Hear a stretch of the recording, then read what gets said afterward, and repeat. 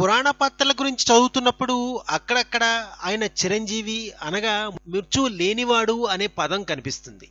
నిజానికి ప్రకృతిలోని ఏ ఒక్కరికి మృత్యువు లేకపోవడం అంటూ ఉండదు. ఆఖరికి బ్రహ్మదేవుని స్థానంలో కూడా మరొకరు చేరవలసిందే. కానీ సుదీర్ఘ కాలమో యుగాంతం వరకో ఆయుష్మంతులుగా ఉండే అదృష్టం కొందరికే కలుగుతుంది. వారే చిరంజీవులు. మన పురాణాల్లో 7 చిరంజీవుల గురించి ప్రస్తావన వచ్చింది.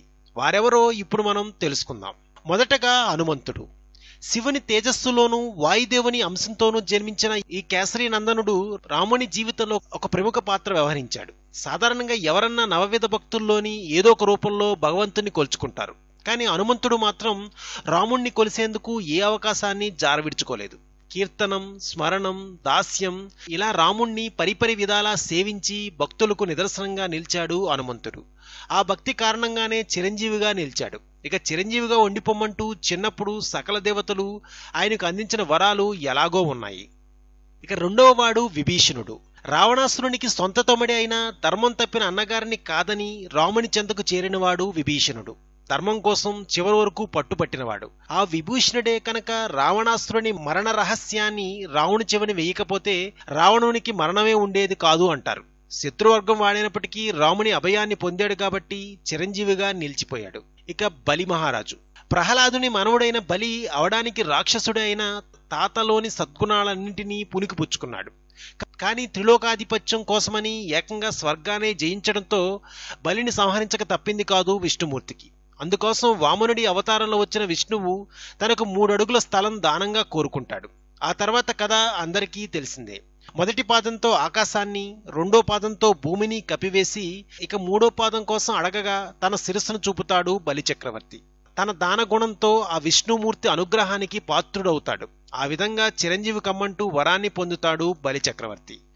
మరొకరు పరశురాముడు. విష్ణుమూర్తి దశావతారాల్లో ఒక భిన్నమైన అవతారం పరశురాముని అవతారం. రేణుక, జమదగ్నులకు జన్మించిన పరశురాముడు తన తండ్రిని వధించారన్న కోపంతో ముల్లోకాలలోని రాజులందరినీ వధిస్తాడు. అందుకోసం ఆయన ధరించిన పరస్సు అనగా గండగొడ్డలి కారణంగానే ఆయనకు పరశురాముడు అనే పేరు వచ్చింది. అసలే విష్ణుమూర్తి అవతారం. ఆపై అపారమైన భుజశక్తి. ఆ భుజశక్తికి తోడు అమిత తపస్ఫలం. ఇక పరశురాముడు చిరంజీవి కాక మరేమవుతాడు? అందుకే ఆయన చిరంజీవిగా మిగిలిపోయాడు. ఇక కృపాచార్యుడు. శరద్వంతుడు అనే ఋషి అంశంతో రెల్లుగడ్డి నుంచి జన్మించినవాడు కృపాచార్యుడు.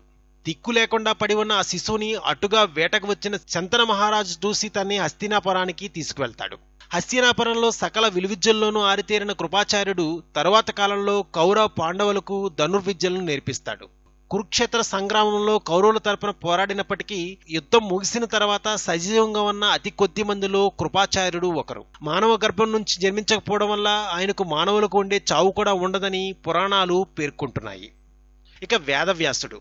వ్యాసుడు లేనిదే భారతమే లేదు. ఎందుకంటే ఆయన అంశంతోనే కౌరవుల తండ్రి అయిన ధృతరాష్ట్రుడు, పాండవుల తండ్రి అయిన పాండురాజు జన్మించారు. కాబట్టి భారతంలో అడుగడుగునా వ్యాసుని ప్రస్తావన ఎలాగో ఉంటుంది. దానికి తోడు ఆ భారతాన్ని అక్షరబద్ధం చేసిన వ్యక్తి కూడా ఆయనే. కేవలం భారతం మాత్రమే కాదు, అష్టాదశ పురాణాలను కూడా రాశారు. వేదాలను క్రమబద్ధీకరించి వేదవ్యాసుడు అనే బిరుదును గ్రహించాడు.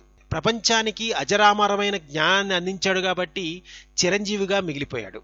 ఇక మిగిలింది అశ్వత్థామ.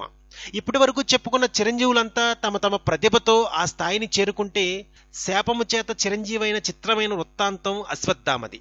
కౌరవులకు పాండవులకు గురువైన ద్రోణాచార్యుని కుమారుడే అశ్వత్థామ. తన తండ్రి చావుకి కారణమైన పాండవులను సంహరించి తీరాలనే క్రోధంతో అశ్వత్థామ యుద్ధధర్మాన్ని విస్మరించి రాత్రివేళ పాండవుల శిబిరం మీద దాడి చేస్తాడు. ఆ శిబిరంలో ఉన్న ఉప పాండవులనే పాండవులు అనుకుని వారిని నిర్దాక్షిణ్యంగా హతమారుస్తాడు. ఫలితం చిరకాలం కుష్టివ్యాధితో జీవోత్సవంలా ఉండమని కృష్ణుని శాపాన్ని పొందుతాడు.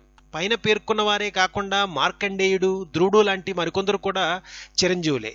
కానీ సప్త చిరంజీవులు ఎవరు అన్న ప్రశ్న వచ్చినప్పుడు మాత్రం జాబితాలో ఉన్నవారే గురించి చెప్పుకుంటారు.